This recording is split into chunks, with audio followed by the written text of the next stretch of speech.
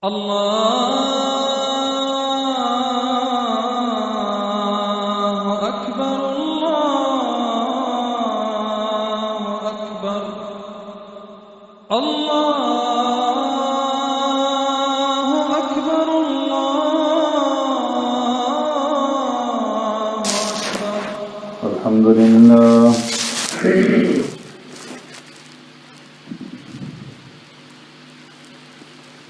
الحمد لله نحمده ونستعينه ونستغفره ونؤمن به ونتوكل عليه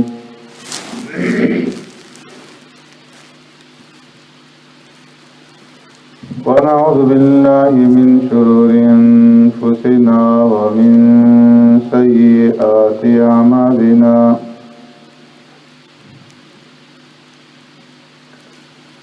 من يهده الله فلا مضل له ومن يضلله فلا هادي له ونشهد أن لا إله إلا الله وحده لا شريك له ونشهد أن سيدنا ونبينا ومولانا محمدا عبده ورسوله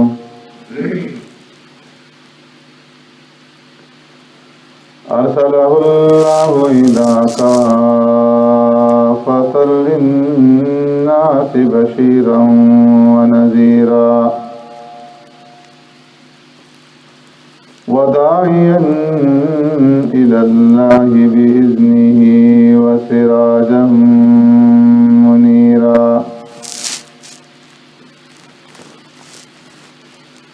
أما بعد فقد قال الله تبارك وتعالى في القرآن المجيد والفرقان الحميد فأعوذ بالله من الشيطان الرجيم بسم الله الرحمن الرحيم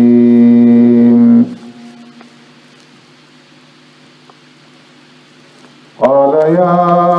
آدم أنبئهم بأسمائهم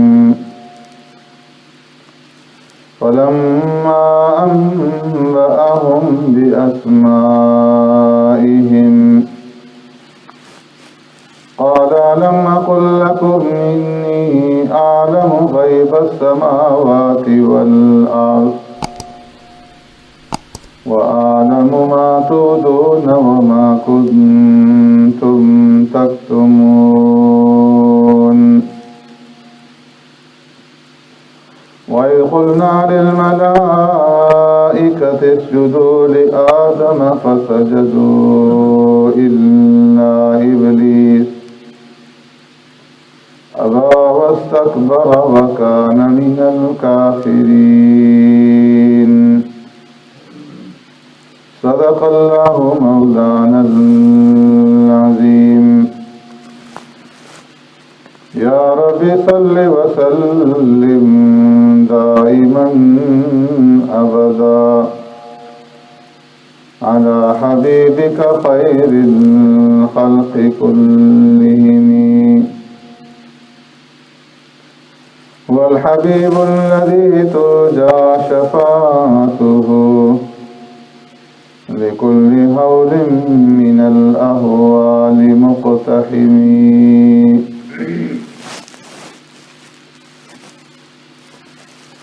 قال يا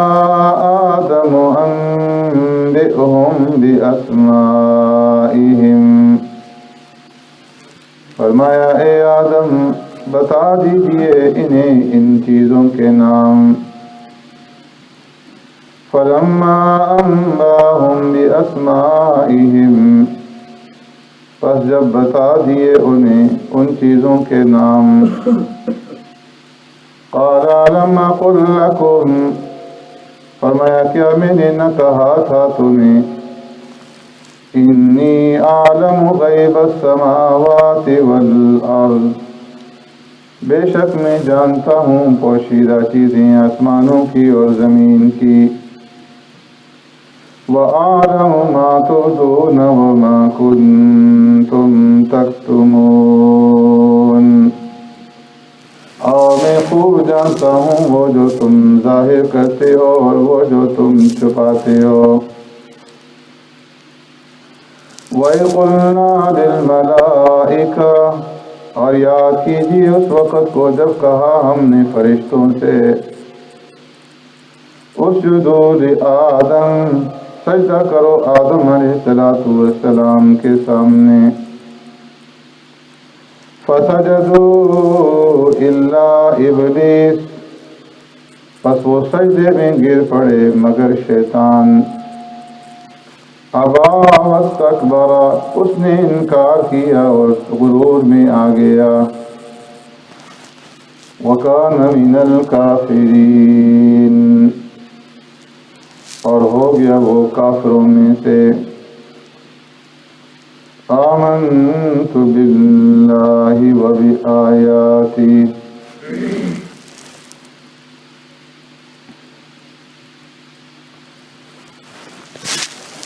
میرے محترم دوستوں بزرگوں بھائیوں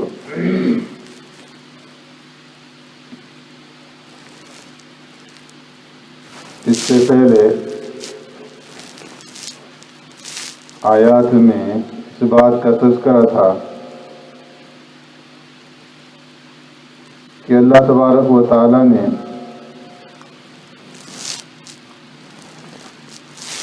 فرشتوں کے سامنے مختلف چیزوں کو پیش فرما کر ان سے سوال کیا کہ ان چیزوں کے نام بتاؤ اور جب انہوں نے اپنی عاجزی کا اور لا علمی کا اظہار کر دیا تو پھر اللہ تبارک و تعالی نے آدم علیہ السلام سے فرمایا کہ اے آدم اب آپ ان فرشتوں کو کائنات کی ان تمام اشیاء کے بارے میں ان کے نام اور ان کے فوائد ان کے نقصانات ان کے اثرات ان تمام چیزوں کے بارے میں انہیں بتا دیں تو آدم علیہ السلام نے فر ان تمام چیزوں کے بارے میں فرشتوں کے سامنے بیان کر دیا تو اللہ تبارک و تعالیٰ نے فرشتوں سے فرمایا کہ کیا میں نے نہ کہا تھا تمہیں کہ آسمانوں اور زمین کی جتنی بھی پوشیدہ چیزیں ہیں ان کے بارے میں جانتا ہوں اور اس کے بارے میں بھی جانتا ہوں جو تم ظاہر کرتے ہو اور جو تم چھپاتے ہو تو اس طرح اللہ تبارک و تعالیٰ نے آدم علیہ السلام کی فضیلت اور ان کا علم کے اندر مرتبہ اور مقام فرشتوں کے اوپر ظاہر فرما دیا اور اب اس کے اظہار کے بعد اللہ رب العزت نے یہ چاہا کہ اب فرشتوں سے عملاً آدم علیہ السلام کی تعظیم کروائی جائے تو اس تعظیم کا ذکر اللہ رب العزت اگلی آیت میں فرماتے ہیں وَإِذْ قُلْنَا لِلْمَلَائِكَةِ اسْجُدُوا لِآدَمَ کہ تم اس وقت کو یاد کرو جب ہم نے فرشتوں سے کہا کہ اے فرشتو تم آدم علیہ السلام کو سجدہ کرو وَإِذْ قُلْنَا لا کر کے اللہ رب العزت اپنا انعام اور بنو آدم کے اوپر جو احسانات ہیں ان کو یاد دلا رہے ہیں کہ دیکھو ہم نے تمہارے باپ آدم علیہ السلام پر کیا کیا انعامات کیے کہ انہیں اللہ نے اپنے ہاتھ سے پیدا فرمایا اور آدم علیہ السلام کے اندر اپنی روح پھونکی، یہ بھی اللہ کا کس قدر بڑا انعام تھا۔ اور پھر تمام چیزوں کا علم اللہ نے آدم علیہ السلام کو دے کر کے تمام مخلوقات کے اوپر ان کی بڑھوتری اور ان کا علمی تفوق ظاہر کیا، یہ بھی انعام۔ اور پھر اللہ نے آدم علیہ السلام کو مسجود ملائکہ بنایا، فرشتوں سے سجدہ کروایا۔ تو یہ 4 انعام اللہ نے تمہارے باپ آدم علیہ السلام پر فرمائے، اور فرمایا کہ ہم نے کہا کہ اے فرشتوں اسجدوا لآدم، آدم علیہ السلام کو سجدہ کرو۔ فسجدوا الا ابلیس، فرشتوں نے آدم علیہ السلام کے سامنے سجدہ کیا، لیکن شیطان نے سجدہ کرنے سے انکار کر دیا اور تکبر اور غرور میں آ گیا۔ اب یہاں پر یہ سوال پیدا ہوتا ہے کہ فرشتوں نے آدم علیہ السلام کے سامنے جو سجدہ کیا تھا وہ کس قسم کا سجدہ تھا؟ سجدہ کہتے ہیں کہ انسان انتہائی تواضع، انتہائی عاجزی اور تذلل کے ساتھ، انکساری کے ساتھ اپنی پیشانی کو زمین کے اوپر ٹیک، اس کا نام ہے سجدہ۔ اور سجدے کی 2 قسمیں ہیں، ایک ہے سجدہ عبادت اور دوسرا ہے سجدہ تعظیمی۔ سجدہ عبادت یہ صرف اللہ رب العالمین کا حق ہے کہ انسان اپنی پیشانی عبادت کے طور پر صرف اور صرف اللہ رب العالمین کے سامنے ٹیکے، کسی اور کے سامنے اپنی پیشانی کو نہ ٹیکے۔ اور کسی بھی شریعت کے اندر سجدہ عبادت غیر اللہ کے لیے جائز نہیں رہا۔ جتنی بھی شریعتیں آئی ہیں آدم علیہ السلام سے لے کر کے پیارے پیغمبر صلی اللہ علیہ وسلم تک، ہر ایک شریعت میں سجدہ عبادت غیر اللہ کے لیے حرام اور کفر اور شرک رہا ہے۔ اور دوسرا قسم ہے سجدہ تعظیمی، کہ کسی کے احترام کے اندر، کسی کے اعزاز میں، کسی کی تعظیم میں اس کے سامنے سجدہ کرنا، سلام کے طور پر، اس کے اعزاز کے طور پر۔ تو یہ سجدہ تعظیمی فرمایا کہ پہلی شریعتوں کے اندر یہ جائز رہا ہے، لیکن آقا نامدار سرور کائنات رحمت دو عالم صلی اللہ علیہ وسلم کی اس شریعت میں سجدہ تعظیمی بھی حرام ہے غیر اللہ کے لیے۔ تو فرمایا کہ یہاں پر آدم علیہ السلام کے سامنے جو فرشتوں نے سجدہ کیا وہ کون سا سجدہ تھا؟ بعض رات مفسرین نے فرمایا کہ وہ سجدہ عبادت، کہ سجدہ تو فرشتوں نے اللہ رب العالمین کے سامنے کیا، لیکن اس وقت آدم علیہ السلام کی جو حیثیت تھی وہ بمنزلہ قبلہ کے تھی،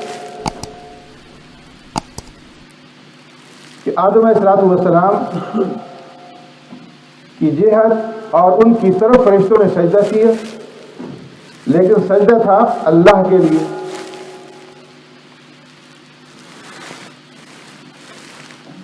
مولانا عبید اللہ سندھی رحمۃ اللہ تعالیٰ علیہ وہ اپنی تفسیر میں لکھتے ہیں کہ فرشتوں نے جو آدم علیہ السلام کے سامنے سجدہ کیا وہ اس نور کو کیا، اس تجلی کو کیا جو رب العالمین کی تجلی آدم علیہ السلام کے دل کے اوپر اس وقت جلوہ گر ہو رہی تھی۔ تو اس اعتبار سے وہ جو سجدہ تھا اس تجلی الہی کی طرف سے، لیکن آدم علیہ السلام کو اس وقت بمنظر قبلہ کے بنایا گیا تاکہ ان کی عظمت اور ان کی فضیلت دوسری مخلوقات کے اوپر ظاہر ہو جائے۔ جس طرح کہ آج ہم قبلہ کی طرف سجدہ کرتے ہیں نماز کے اندر، تو ہمارا یہ سجدہ قبلہ کی لیے نہیں ہے، قبلہ کی طرف ہے۔ ہم جو سجدہ ریز ہوتے ہیں نماز کے اندر، وہ اللہ رب العالمین کے سامنے سجدہ ریز ہوتے ہیں، لیکن اپنا چہرہ وہ قبلہ کی طرف کرتے ہیں۔ اسی لیے جب ایک ہندو کی طرف سے مسلمانوں کے اوپر یہ اعتراض کیا گیا کہ مسلمان ہمیں یہ کہتے ہیں کہ یہ بتوں کے سامنے سجدہ کرتے ہیں، پتھر کے بنائے ہوئے مورتی کے سامنے سر بسجود ہوتے ہیں، تو مسلمان بھی تو یہی کرتے ہیں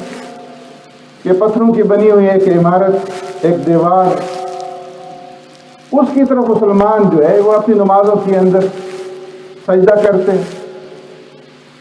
تو ہمارے میں اور مسلمان میں کیا فرق رہا؟ وہ بھی پتھر کے سامنے سجدہ کرتے ہیں اور ہم بھی پتھر کے سامنے سجدہ کرتے ہیں۔ تو حضرت نانوتوی رحمۃ اللہ تعالی علیہ نے اس وقت اس کا یہ جواب دیا کہ مسلمان جو سجدہ کرتے ہیں وہ جانب قبلہ کرتے ہیں، اور قبلہ جو ہے اس کے اوپر رب العالمین کی تجلیات کا ظہور ہوتا ہے۔ ہر وقت اللہ رب العالمین کی جو تجلیات ہیں وہ اس گھر کے اوپر نازل ہوتی رہتی ہیں، ان کا ظہور ہوتا ہے۔ تو مسلمان اس جہت کی طرف رخ کر کے جب سجدہ ریز ہوتے ہیں تو وہ در حقیقت اس تجلی الہی کی طرف سجدہ ریز ہوتے ہیں، اس عمارت کی طرف اور ان پتھروں کی طرف سجدہ نہیں کرتے۔ اسی لیے خدا نخواستہ اگر کسی زمانے میں کوئی ایسا وقت آ جائے کہ بیت اللہ کی یہ عمارت نہ رہے، تب بھی مسلمان اسی طرف سجدہ ریز ہوں گے، اس جہت کی طرف، اس سمت کی طرف۔ آج بھی جب ہم ہوائی سفر کرتے ہیں اور جہاز کے اندر نماز ادا کی جاتی ہے تو سامنے بیت اللہ کی عمارت تو نہیں ہے، ایک جہت ہے،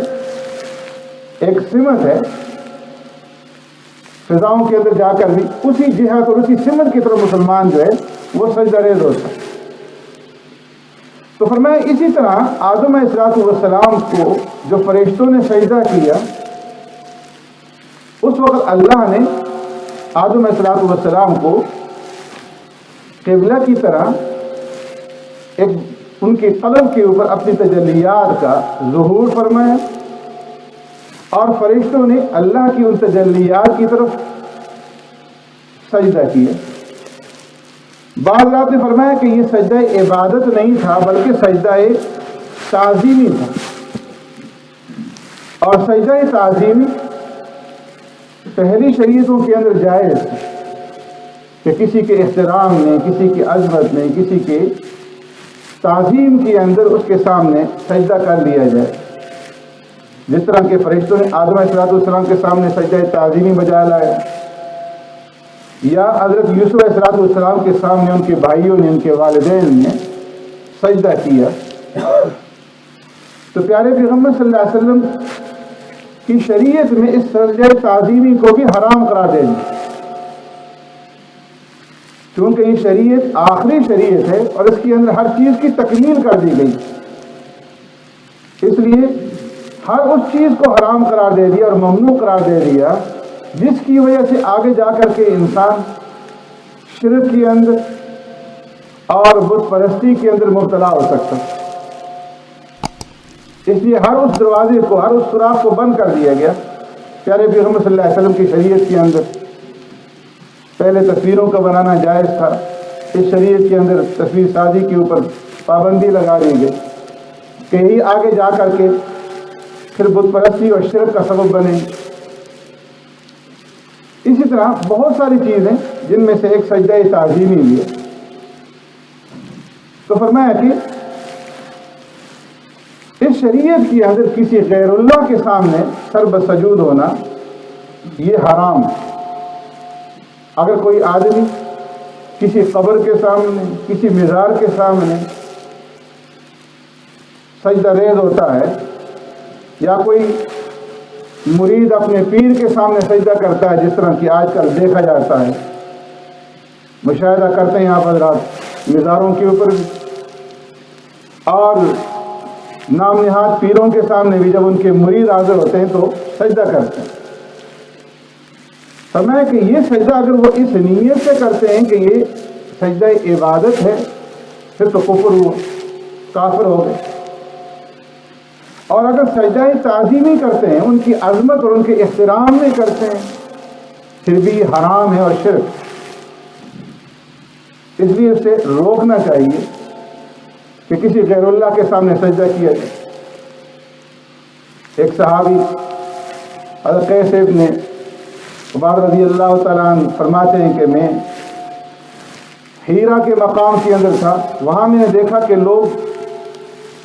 اپنے وڈیروں کو، اپنے سرداروں کو سجدہ کرتے ہیں۔ میں واپس آیا، پیارے پیغمبر صلی اللہ علیہ وسلم کی خدمت میں حاضر ہوا اور میں نے عرض کیا اللہ کے رسول صلی اللہ علیہ وسلم، میں ہیرا کے مقام میں تھا اور وہاں پر میں نے لوگوں کو اپنے وڈیروں کے سامنے سجدہ کرتے ہوئے دیکھا، تو کیوں نہ آپ کے سامنے سجدہ کر لیا جائے کہ آپ سب سے زیادہ اس کے حقدار ہیں۔ آپ صلی اللہ علیہ وسلم نے ارشاد فرمایا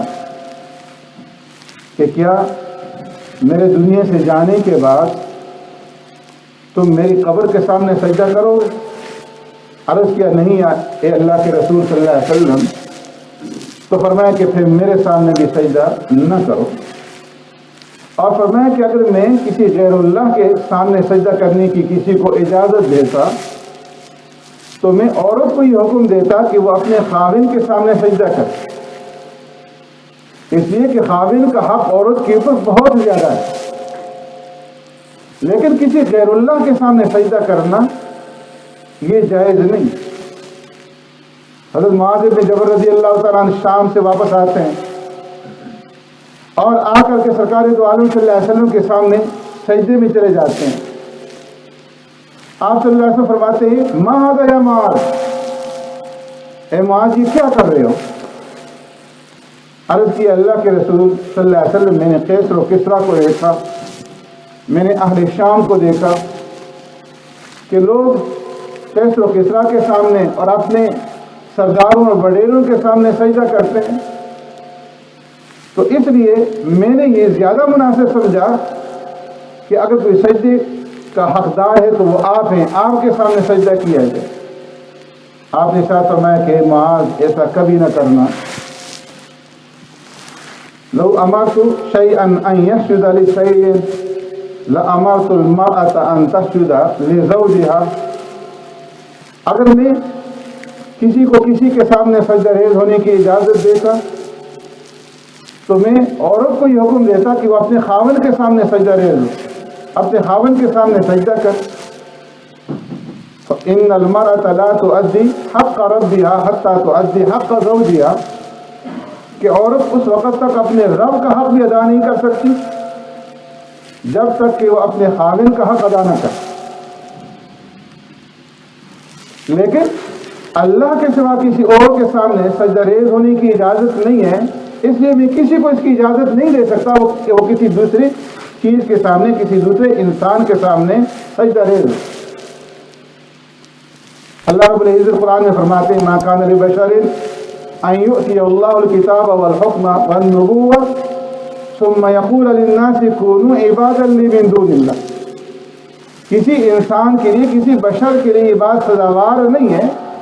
کہ اللہ رب العزت اسے کتاب دے، حکمت دے، نبوت عطا فرمائے، اور اس کے بعد وہ لوگوں سے یہ کہتا پھرے کونوا عبادا لی من دون اللہ، کہ اللہ کو چھوڑ کر کے تم میری عبادت کرو اور میرے سامنے سجدہ ریز ہو۔ تو اس لیے فرمایا کہ کسی کو اس بات کی اجازت نہیں ہے کہ وہ غیر اللہ کے سامنے سجدہ کرے، چاہے وہ کوئی دربار ہو، کوئی پیر ہو، کوئی انسان ہو یا کوئی غیر چیز ہو۔ شریعت کے اندر ان اوقات کے اندر عبادت کرنے سے منع کر دیا گیا جن اوقات میں دیگر اقوام، دیگر لوگ جو ہے وہ کسی غیر اللہ کی عبادت کرتے۔ اس لیے فرمایا کہ تم اپنے غلام کو عبد کہہ کر کے مت پکارو، اور غلام سے فرمایا کہ تم اپنے آقا کو رب کہہ کر کے مت پکارو۔ معنی کے اعتبار سے کوئی فرق نہیں، لیکن چونکہ یہ شریعت آخری شریعت ہے اور ان تمام چیزوں کے اوپر، تمام اسباب اور ذرائع کے اوپر بھی پابندی لگا دی گئی کہ جن کے اوپر چل کر کے آگے شرک کے اندر مبتلا ہونے کا شبہ یا احتمال پیدا ہو سکتا تھا۔ سبحانک اللہم و بحمدک، نشہد ان لا الہ الا انت، نستغفرک و نتوب الیک۔